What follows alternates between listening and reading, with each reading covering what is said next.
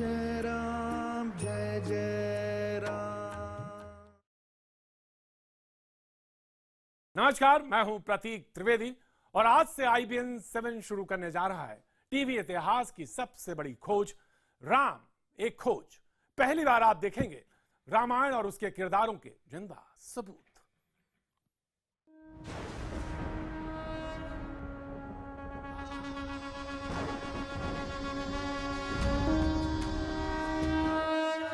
रामायण अमंगल हारी, राम के धर्म की रामायण। द्रबहु सुदशरथ अजर बिहारी, लक्ष्मण के पराक्रम की रामायण। सिया राम जय जय सीता के बलिदान की रामायण। राम, सिया राम रावण के पाप की रामायण। मैं हूँ दशानन रावण। अधर्म पर धर्म की विजय की रामायण।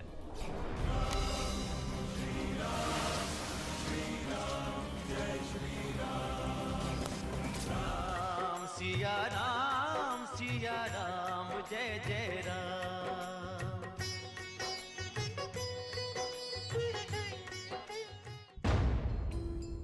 IBN 7 शुरू करने जा रहा है टीवी इतिहास की सबसे बड़ी खोज।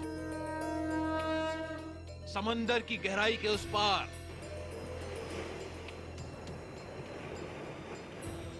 उन बीहड़ जंगलों में,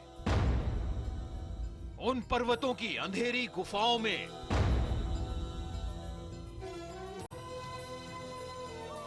रामायण के कुछ ऐसे सबूत, रामायण के कुछ ऐसे जीते जागते किरदार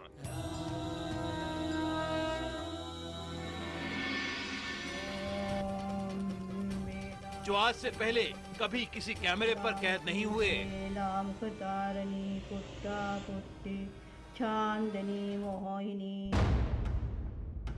लंका की वो राजकुमारी जो आज भी जिंदा है, रामायण युद्ध के हजारों बरस बाद भी। ओम श्री महारावण, ओम श्री महारावण, ओम श्री महारावण। जो दावा करती है उन शक्तियों का जो 5,500 साल पहले रावण को हासिल थीं। ओम जय जय साहब, ओम जय जय साहब।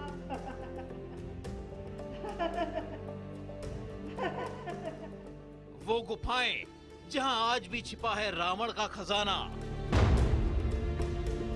जहां आज भी मौजूद हैं रावण के रक्षक, ब्रह्मांड का वो इकलौता स्थान जिसने रावण को तीनों लोक जीतने की ताकत दी।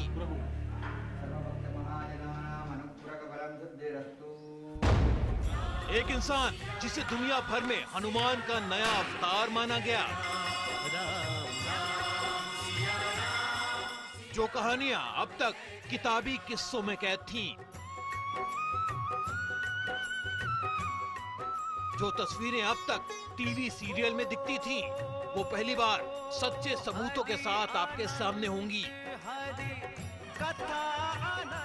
करीब 1 महीने की लंबी तलाश, 3,500 किलोमीटर का लंबा सफर।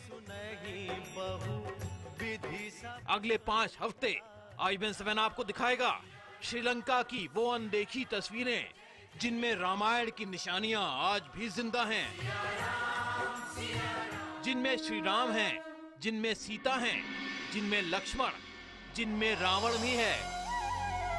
कोई अंधविश्वास नहीं, किंवदंतियों की कोई कथा नहीं, बल्कि ये एक ऐसा वैज्ञानिक शोध है, एक ऐसी यात्रा जिसका हर पड़ाव राम कथा के कुछ अद्भुत किरदारों से जुड़ेगा।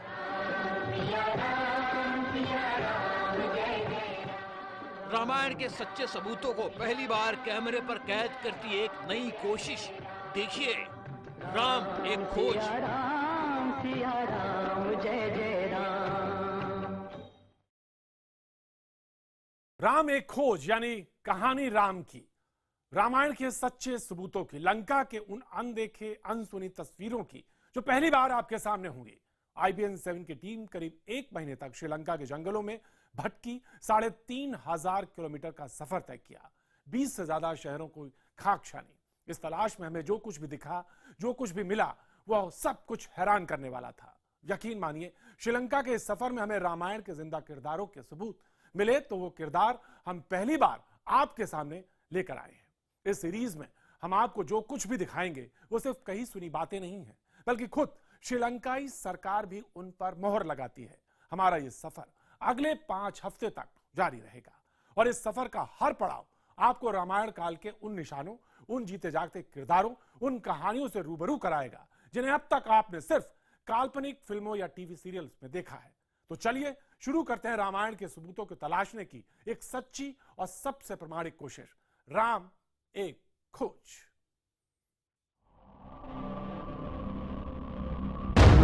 रामायण है तो राम भी हैं। राम है तो रावण भी था।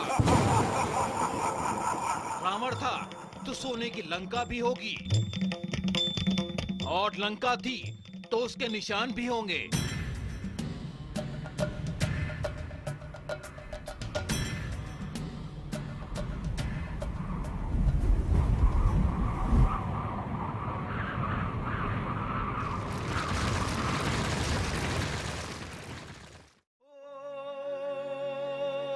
किस्से कहानियों में रामायण की जिन कथाओं का जिक्र सदियों से होता आया है, क्या उन कथाओं की जीती जागती तस्वीरें आज भी धरती के किसी कोने में छिपी हैं?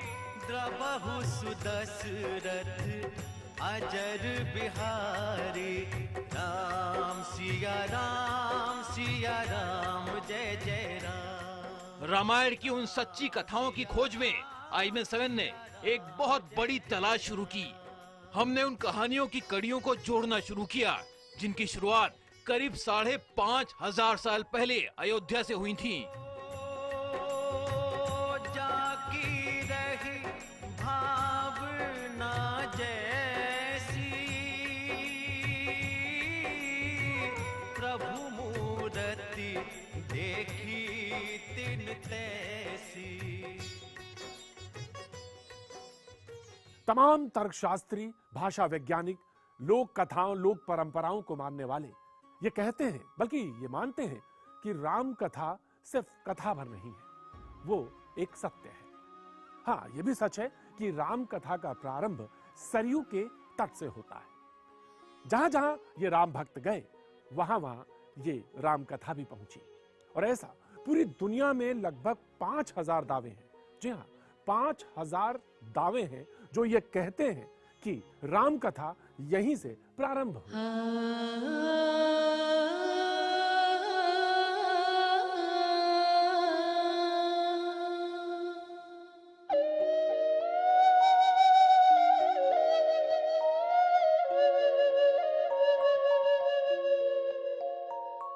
रूस का एक रहस्यमयी शहर काल्मिक, जहां रामायण से जुड़ी कई पांडुलिपियां पाई गईं।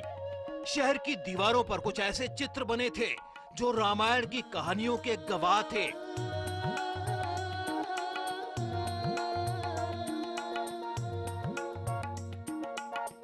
आप यकीन नहीं करेंगे, लेकिन रूस के इस शहर में भी रामलीला का मंचन होता है और रामायण के कई किरदारों की पूजा की जाती है। रूस यानी रशिया में राम कथा की मौजूदगी बेहद हैरान करने वाली थी। तो रूस के साथ साथ चीन में भी राम कथा का एक अनुपम संसार मौजूद है। दुनहुआंग, उत्तरी चीन का एक छोटा सा शहर। इस रेगिस्तान में भी राम कथाओं के कई राज छिपे हुए हैं। शहर की कुछ गुफाओं में बरसों पहले कुछ पांडुलिपियां मिली। 1927 में अमेरिकी वैज्ञानिक चार्ल्स रॉकवेल ने उन लिपियों को समझा और ये दावा किया कि उनमें भगवान राम की कहानियों को दर्शाया गया है। इतना ही नहीं, चीन में बौद्ध धर्म से जुड़ी जातक कथाओं के कई किस्से रामायण की कहानियों से मिलते जुलते हैं।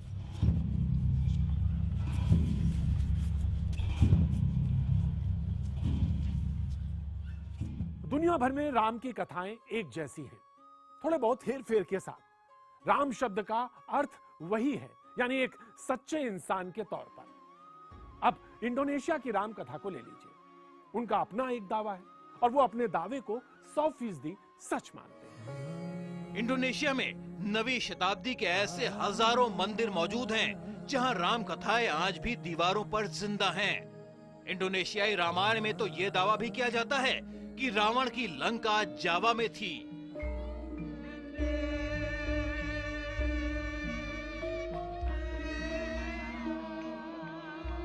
इंडोनेशिया में बाकायदा रामलीला खेली जाती है और राम की एक अलग कहानी दुनिया के सामने पेश की जाती है।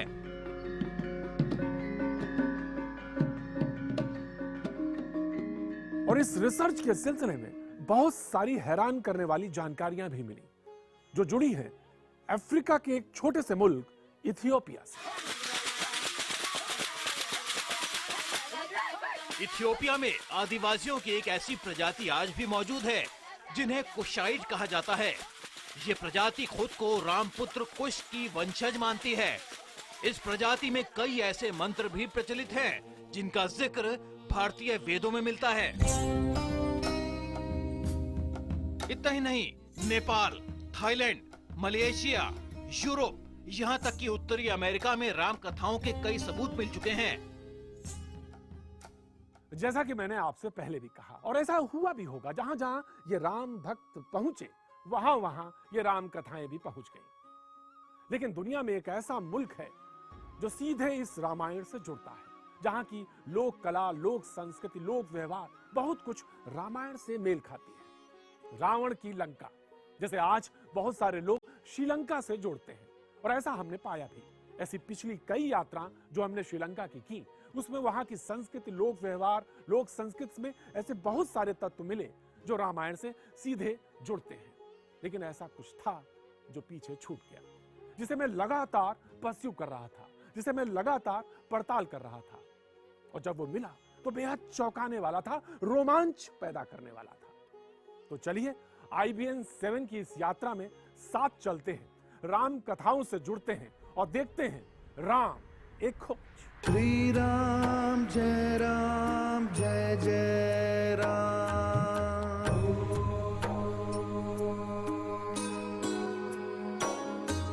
श्री राम जय जय राम।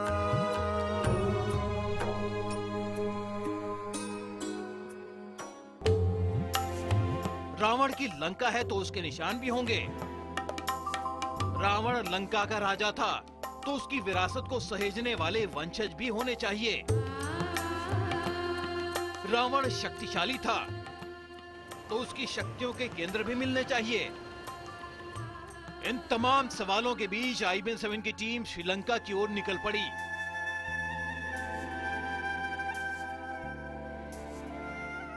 लंका में रामायण की करीब 1 महीने लंबी पड़ताल की गई। हमारी टीम ने करीब 3500 किलोमीटर का लंबा सफर तय किया। 20 से ज्यादा श्रीलंकाई शहरों में घूमे और राम की कथाओं के सच्चे निशानों को तलाशते रहे। ये सफर आसान नहीं था। ज्यादातर इलाके ऐसे थे जहां गिने चुने इंसानों को छोड़कर आज तक कोई नहीं पहुंचा। हमें श्रीलंका की उन अंधेरी गुफाओं में उतरना पड़ा जहां एक गलती का मतलब मौत।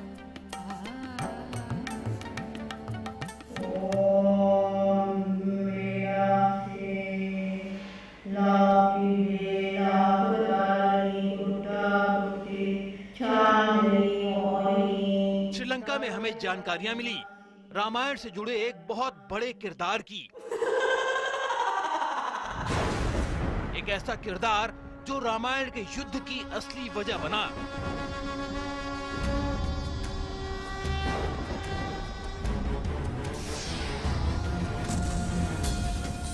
हमें यकीन नहीं हुआ कि श्रीलंका में वो आज भी एक राजकुमारी है, यानी रावण की वंशज।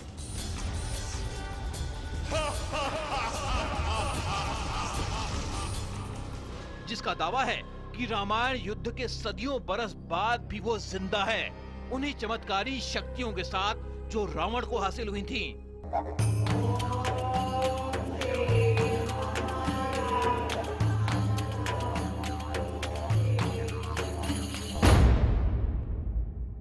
श्रीलंका में उनकी अलग हैसियत है। बड़े बड़े राजनेता उस राजकुमारी के आगे सिर झुकाते हैं जिसे श्रीलंका में वीवीआईपी दर्जा हासिल है। आपको सुनकर आश्चर्य हो रहा होगा।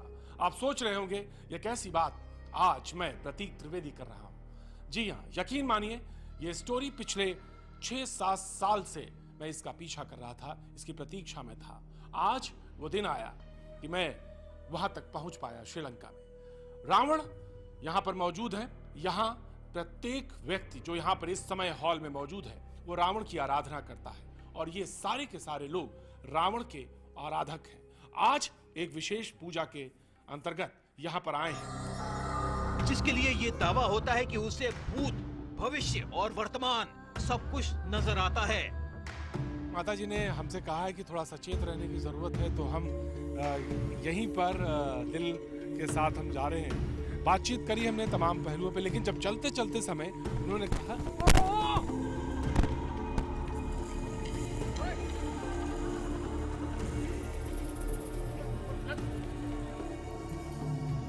उसकी कुछ भविष्यवाणियां हमारे लिए भी सच साबित हो गईं। हमें राम के निशान की तलाश में आगे न जाने की चेतावनी दी जाने लगी थी। हमारे लिए किसी अनहोनी की भविष्यवाणियां की गईं, लेकिन हम अपनी जिद में आगे बढ़े और चंद ही मिनटों के बाद हमारे कैमरामैन कर्मवीर सिंह एक गहरी खाई में जा गिरे। लेकिन एक बड़ी दुर्घटना टल गई। कर्म, आपको चोट कहाँ लगी? ये चोट बताएं मुझे। चोट मुझे बाजू पे लगी है और देखिए राइट लेग पे लगी है चोट और तो इस जगह ये आप एकदम से देख ही नहीं पाए कुछ? सब अंधेरा था तो पीछे पीछे मैं चल रहा था तो एकदम से पैर स्लिप किया और मैं गिर गया नीचे। मुझे पता भी नहीं लगा। मैं तो मैं थोड़ी देर बाद जी, तो एक बार वो ये बात जब हुई थी तो आपके दिमाग में क्या कोई बात आई थी कि जब माता जी ने कहा था कि ऐसा ये होशियार रहना, सजग रहना? हाँ, कुछ इस तरह से आया था दिमाग में। जब मेरे को होश आया तो थोड़ा मैं डरा भी उस टाइम। वी आर सेफ कहना चाहिए। अपनी जिद में हम आगे बढ़ते रहे, लेकिन वो शक्तियां भी जैसे उसी जिद में अड़ी थी हमारा रास्ता रोकने के लिए। जो सचेत होने की बात कही गई थी वो ये बात सच है कि जंगलों में बारिश की बूंदों के बीच अचानक आग भी भड़क उठी। हम हैरान थे। What is this? please Avoid. no it's okay Karan, stop it Karan, stop it please stop it. What happened? What is this? No, you just come please. कौन है वो जिसे आज भी श्रीलंका में राजकुमारी का तमगा मिला हुआ है? क्या सदियों बाद भी उसका जिंदा होना वाकई मुमकिन हो सकता है? कौन है वो जो रोज रावण के जयकारे लगाती है?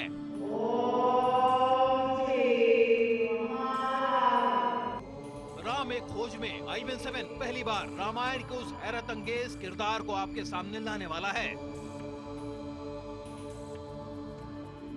आप पहली बार देखेंगे उसके चेहरे को, पहली बार सुनेंगे उसके अजूबे से दावे को।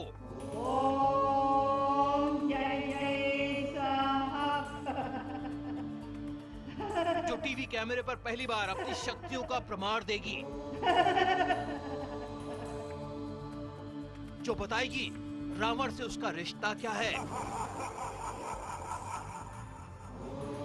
जो सुनाएगी भगवान राम और रावण के युद्ध की आंखों देखी कथा। रामायण की करीब 1 महीने लंबी तलाश, 3500 किलोमीटर का सफर और श्रीलंका के 20 से भी ज्यादा शहरों की पड़ताल। ब्रेक से पहले हमने आपको दिखाया था कि श्रीलंका में हमें रामायण के एक ऐसे किरदार की जानकारी मिली जिसके बारे में यह दावा किया जाता है कि वो सदियों साल बाद भी जिंदा है।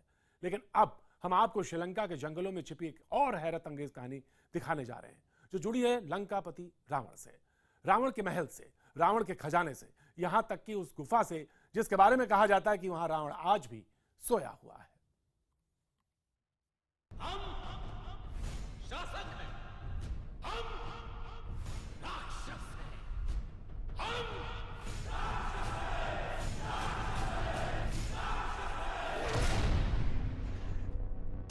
रावण, लंका का राजा रावण।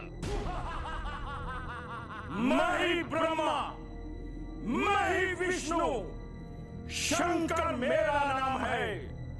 दुनिया को बनाना और मिटाना ये मेरा काम है।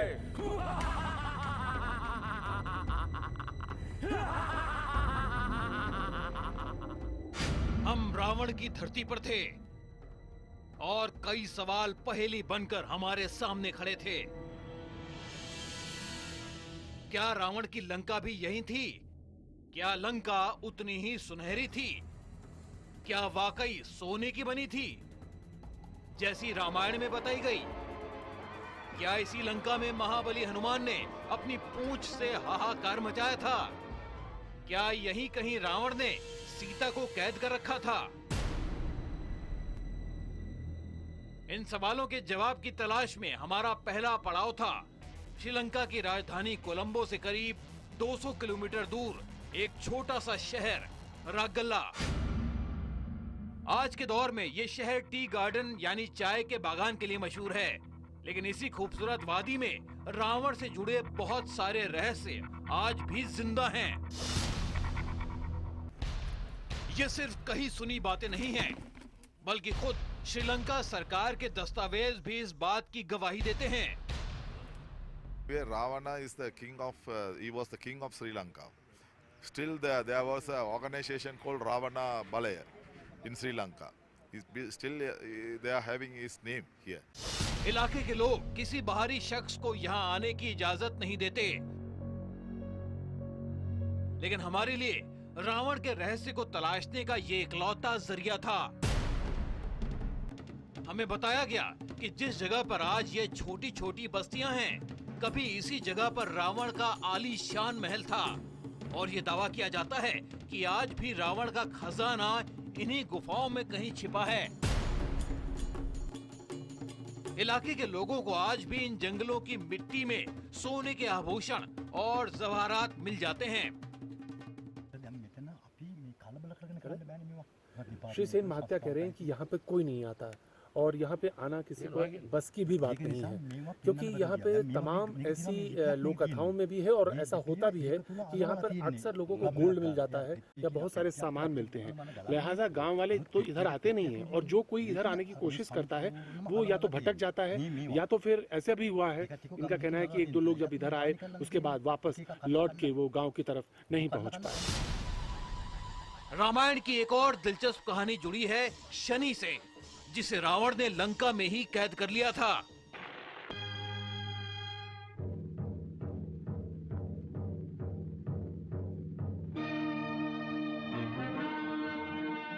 कौन है आप महाशय? मुंह खोलिए, कुछ बोलिए। कौन है आप? मैं जो भी हूँ तो बहुत भयानक हूँ। ये तो आपके रंग रूप से ही पता चल रहा है, फिर भी अपना परिचय दे ही डालिए। मैं हूँ सूर्यपुत्र शनि। शनि देवता, प्रभु दृष्टि उधर ही रखिए। जय श्री राम। अब आप मुक्त हो गए। कहते हैं रामायण की कथाओं में मौजूद वो जगह आज भी श्रीलंका में मौजूद है और IBN 7 आपको पहली बार दिखाएगा वो स्थान जहां महाबली हनुमान ने शनिदेव को रावण के चंगुल से छुड़ाया।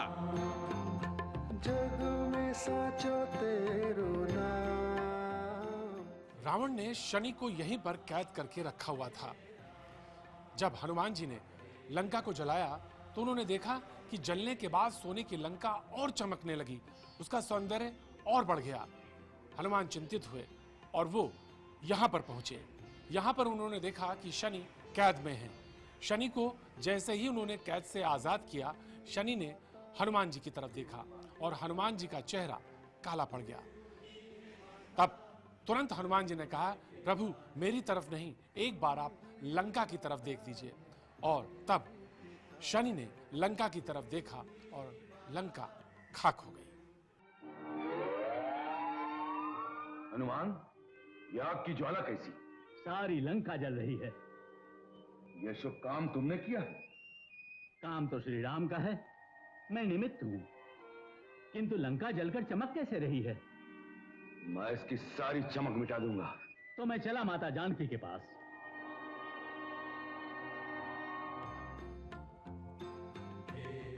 हमें अंदाजा भी नहीं था कि रामायण की जिन कथाओं को अब तक हमने सिर्फ किताबों और टीवी सीरियल में देखा, वो अचानक इस तरह हमारे सामने होंगी। हम अपनी खोज में आगे बढ़ ही रहे थे कि अचानक हमारी नजर समुद्र के बीचों बीच एक टापू पर पड़ी। हमें बताया गया कि ये वही जगह है जिसने रावण को अजात शत्रु बना दिया था। जंगल की यात्रा के पश्चात अब हमारी समुद्र यात्रा होनी थी और हमें जाना था उस मंदिर तक जहां से कहते हैं कि रावण अपार शक्ति अर्जित करता था, और उतनी शक्ति कि वो जंगलों में आज भी कहा जाता है कि जीवित है। माना जाता है कि उस धाम में आज भी रावण के निशान हैं और आज भी उस धाम की शक्तियां बरकरार हैं। IBN 7 पहली बार उस अद्भुत धाम को दुनिया के सामने लाने वाला है, जिसके बारे में ये कहा जाता है कि उसके दर्शन मात्र से आज भी इंसान के जाने अनजाने दुश्मनों का सर्वनाश हो जाता है। लंका में ही रावण के कई शक्ति केंद्र थे। जी हाँ, वो जगहें जिनसे रावण को अपनी मायावी ताकत हासिल हुई। आप यकीन नहीं करेंगे, वो जगहें आज भी हैं और उनकी भौगोलिक स्थिति को देखकर आपको पुराणों की कई कहानियों पर भरोसा हो जाएगा। रामायण की कथाओं में रावण के साम्राज्य का भी जिक्र मिलता है। इन कथाओं में रावण की धन दौलत और खजाने से जुड़े अनगिनत किस्से मौजूद हैं, जिनका एक सिरा जुड़ा है श्रीलंका के मुनीश्वर से। श्रीलंका का ये वो मंदिर है जिसने भगवान राम के भी पाप को धोया है। भगवान राम ने यहीं पर शिव शंकर का अभिषेक किया था। तो आज दर्शन करेंगे मुनीश्वरम के। कहते हैं इसके दर्शन से समस्त पापों का नाश हो जाता है। दावा किया जाता है कि ये वही जगह है जिसने रावण की लंका को सोने की लंका में बदल दिया था। लोग मानते हैं आज भी मुनीश्वर की अद्भुत शक्तियों से इंसान की हर तमन्ना, हर इच्छा पूरी हो सकती है।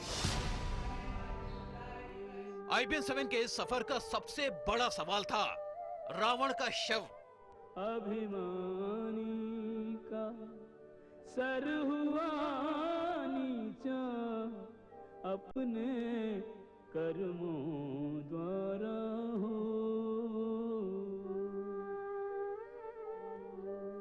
रामायण की कथा के मुताबिक युद्ध के बाद ब्राह्मण रीति रिवाजों से रावण का अंतिम संस्कार किया गया था।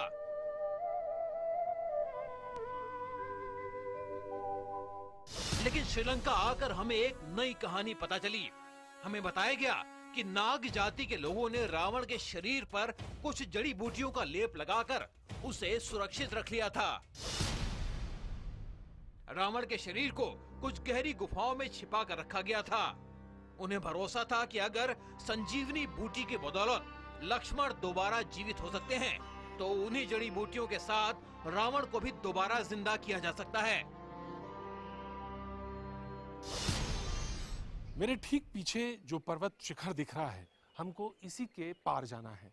जी हाँ, काफी घना जंगल है और बेतरतीब है, कहीं कोई रास्ता नहीं है। सिवाय जंगल के जो लोग हैं वही हमको वहां तक ले जा सकते हैं।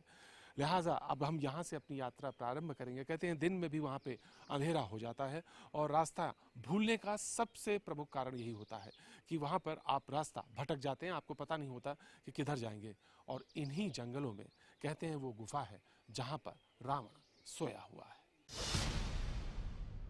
ऐसा दावा किया जाता है कि रावण की वो मम्मी आज भी इन्हीं गुफाओं में सुरक्षित है।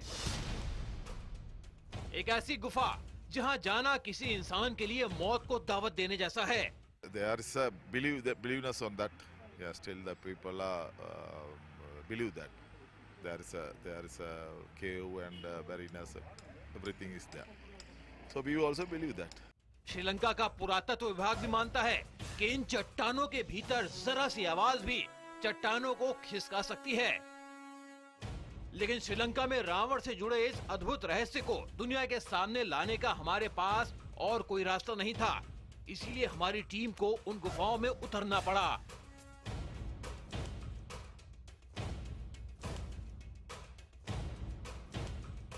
और श्री सेन महत्या हमको उस गुफा के एकदम मुहाने पर ले आए हैं जहाँ कहते हैं कि रावण अभी भी जिंदा है, यानी रावण यह कहीं गहराइयों में सो रहा है।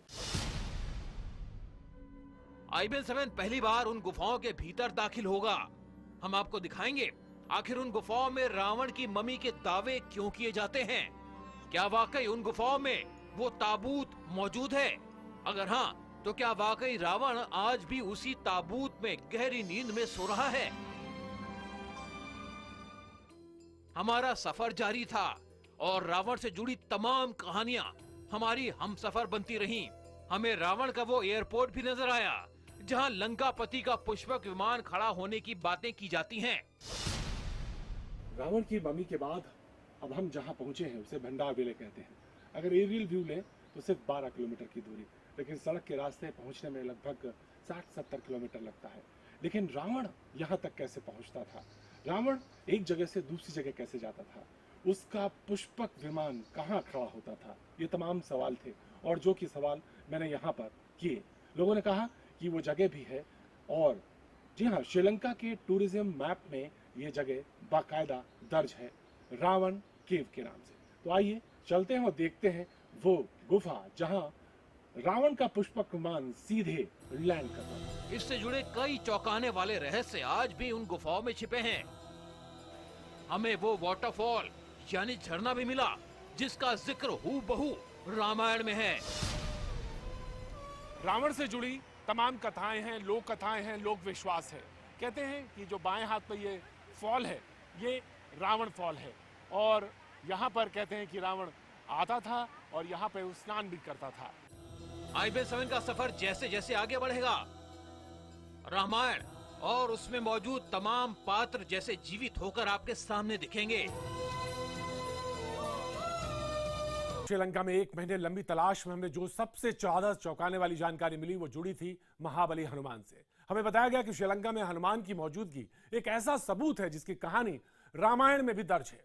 हमें ये जानकारी मिली कि श्रीलंका में कोई है जिसे लाखों लोग साक्षात हनुमान का रूप मानते हैं। तो चलिए देखते हैं श्रीलंका में हनुमान के निशानियों की वो तस्वीरें।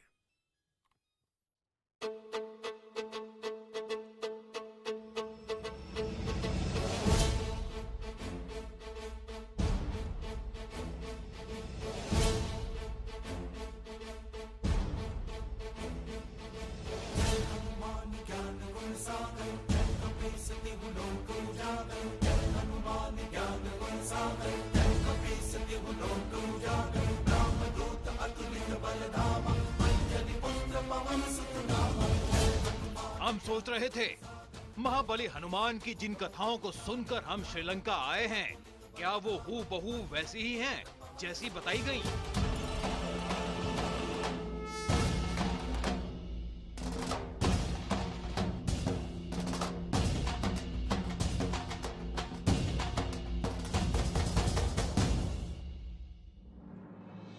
लेकिन श्रीलंका में हमें जो कुछ भी बताया गया उसे सुनकर एक पल को हमें भी यकीन नहीं हुआ। और जो तस्वीरें हम आपको दिखाने वाले हैं शायद उन्हें देखकर आप भी चौंक पड़ें।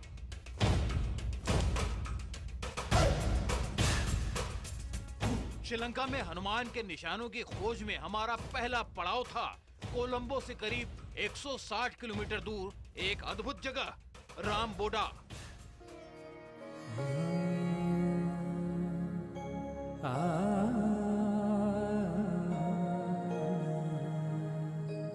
कुदरत की बेपनाह खूबसूरती से सराबोर एक पहाड़ी इलाका रामबोडा।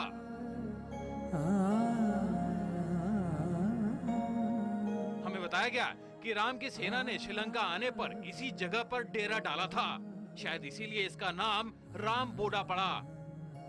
श्रीलंका के लोगों के मुताबिक इन पहाड़ियों के उस पार मौजूद थी रावण की विशाल सेना। ओम श्री हनुमते नमः। लेकिन जरा गौर कीजिए पहाड़ की उन चोटियों पर, इन्हें दूर से देखने पे लगता है जैसे साक्षात हनुमान विराजमान हैं। करीब 3.5 किलोमीटर लंबे हनुमान।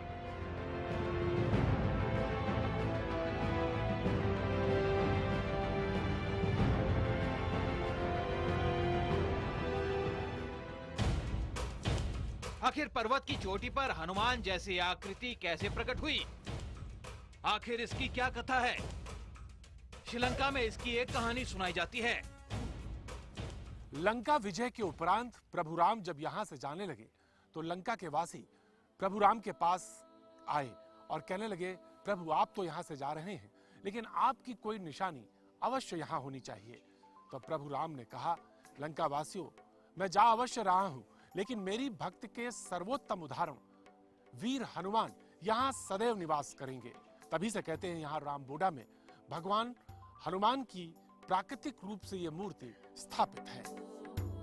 हनुमान की इन तस्वीरों से हम भी हैरत में थे, लेकिन हमें बताया गया कि श्रीलंका में हनुमान की सबसे बड़ी कहानी उस जगह पर है जहां से हम आए थे, यानी कोलंबो। रामबोडा से हम दोबारा श्रीलंका की राजधानी कोलंबो की ओर रवाना हो गए। हमें बताया गया कि श्रीलंका में हनुमान का एक स्वरूप आज भी है, जिसे यहाँ के लोग साक्षात हनुमान की तरफ पूजते हैं। मंगल करते जो सदा कृपा सिंधु कपीश, उन श्री चरणों में सदा झुका रहे ये शीश, सदा ही झुका रहे ये शीश। जिनके लिए ये दावा होता है कि उनके पास आज भी हनुमान की शक्तियां मौजूद हैं। कोलंबो की तंग गलियों से होकर हम श्रीलंका के पहले हनुमान मंदिर में पहुंचे, जिसे बनाया था स्वामी चंद्रशेखरन ने। आखिर क्यों स्वामी चंद्रशेखरन को श्रीलंका में हनुमान का रूप माना जाता है? आखिर क्यों पूरी दुनिया में इनके करोड़ों भक्त हैं? आखिर क्यों ये दावा होता है कि स्वामी चंद्रशेखरन के पास वही शक्तियां हैं जो महाबली हनुमान के पास थीं?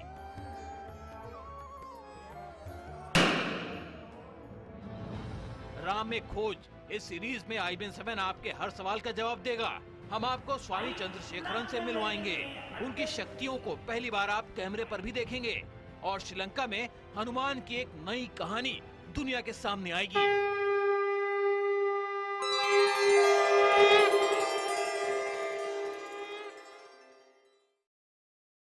हमने जो कुछ देखा वो हमने आपको दिखाया, वो सिर्फ इस सफर की एक झलक भर है। 16 अप्रैल यानी अगला शनिवार हम आपको राम के खोज के अगले एपिसोड में कुछ दिखाने जा रहे हैं, बहुत विशेष है।